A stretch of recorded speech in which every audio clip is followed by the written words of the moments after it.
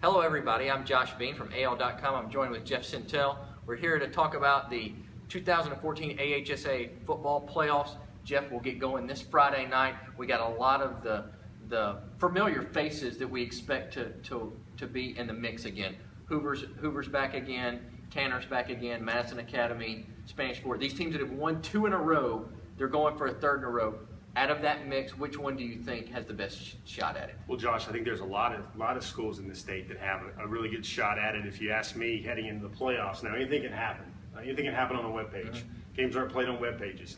But what I see is a lot of the brackets, at least 5, at least 4 of them have no intrigue. To me, it would be a shock if Hoover doesn't win. It'd be a shock if Madison Academy doesn't win. It'd be a shock to me if Washington County doesn't win. It'd be a shock to me if St. Paul's doesn't win. Usually every year we got one stud team and then we got another team that's right at their heels. I just don't see that in a lot of these brackets right now. The one where we do have some intrigue is in 6A. We've got Clay Chalkwell, which we all know is really good. There's a bunch of good teams there. Clay Chalkwell goes in number 1. Spanish Fort won the last 2 5A champs, but they lost their star quarterback in the middle of the season. How do you diagnose what you expect to see happen in that class? I think before the season, Josh, we said that the best championship game out of them all would be Clay Chalkwell versus Spanish Fort.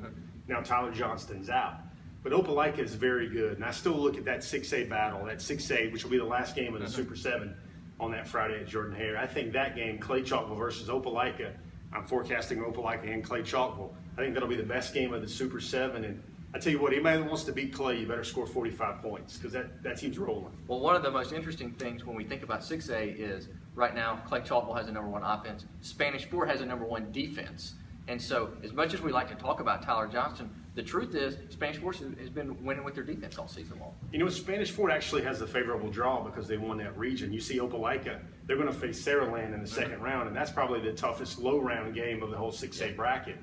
And it's just funny, you know, the thing with Clay, if you want to beat them, you got to have a defense good enough to hold them to about 30, 35 points. That's the point I make a lot when I get a lot of emails from Hoover fans and Clay fans this year saying who's better. They're just so nip and tuck. Those teams are really tight. I think that game would be a 35-30 game. Yeah, it would have been great if they could have played in the opener. It didn't happen. There's so much attention paid to 7A. We mentioned Hoover, the one in the last 2 6A championships, moves up. You know, when you diagnose that, any chance somebody can really make a run at Hoover? I think it's easier, Josh, for Hoover this year. And before you get crazy, let me tell you why. Because they're going to play Buckhorn this week, a 4 seed. And then the next 2 weeks, if what happens should happen, they're going to face either Gadsden City or another region team in Hewitt-Trussville, or then Oak Mountain in the next week.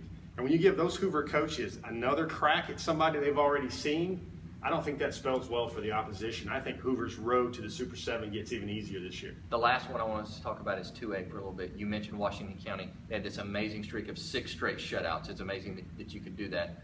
And they look like the favorite, but they don't go in as the number 1 team. Fife is the number 1 team.